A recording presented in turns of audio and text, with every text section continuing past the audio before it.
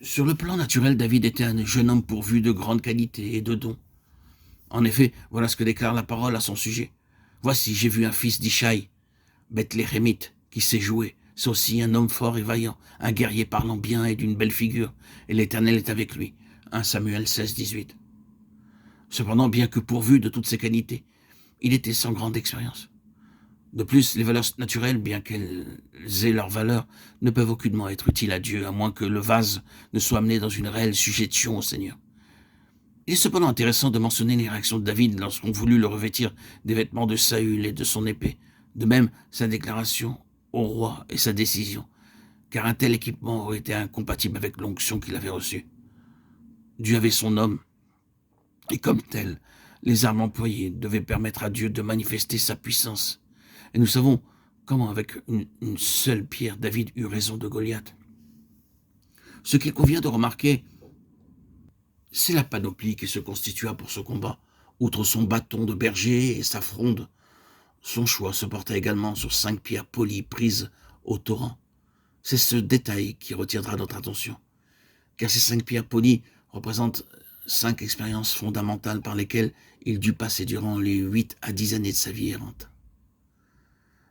Après la victoire sur Goliath, sa renommée grandit car l'Éternel était avec lui. Ce fut lors du retour, après qu'il eut tué le Philistin, que les femmes sortirent des villes pour aller au-devant du roi avec des cris de joie, attribuant dans leur chant 10 fois plus à David qu'à Saül.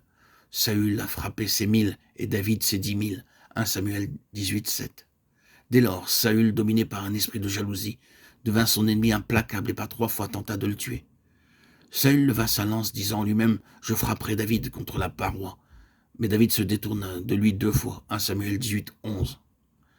Étant fort apprécié de tous, David pendant un temps reçut de l'aide par sa femme Michal, fille de Saül, par les serviteurs du roi et par son fils Jonathan. Mais finalement, cette assistance ne devint plus possible, et la haine du roi devint telle qu'elle n'eut d'autre recours que la fuite, loin de la face de Saül qui avait décidé sa mort. Nous avons à présent en pensée le récit du chapitre 20 du premier livre de Samuel, où Jonathan fait savoir à David la décision de son père, et la seule issue pour lui, celle de fuir. Que peut-on dégager comme enseignement de ce récit, de cet événement? Le jeu de l'arc et des flèches, dont il est question dans ces lignes, pourrait ne paraître qu'une simple convenance entre 2 hommes afin de faire connaître une certaine décision. Cependant, ceci illustre l'histoire d'une faute, celle d'un homme relatée dans la Genèse, où le choix lui fut présenté entre 2 voies, et le choix qu'il fit fut opposé de la volonté de Dieu. Nous le savons, le peuple avait en quelque sorte mis Dieu de côté en voulant un roi comme les nations et en rejetant les avertissements de Samuel. Ce n'était pas la fin du gouvernement théocratique, mais c'était en vérité une sérieuse atteinte.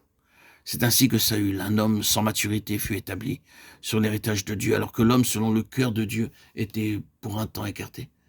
C'est ce que fit Israël 1000 ans plus tard avec les fils de Dieu et le Fils de Dieu Jésus et leur rejet. Christ l'exprima clairement dans la parabole des 10 mines par ces mots. Nous ne voulons pas que cet homme règne sur nous. Luc 19, 14. Cependant, Christ, par sa mort et sa résurrection, a ôté le mal de la chute, a recouvré tout ce qu'Adam avait perdu en choisissant délibérément de faire toute la volonté de Dieu. Et comme David, à l'heure de Dieu, régna sur l'héritage de Dieu. Le jour approche où Christ entrera dans son règne.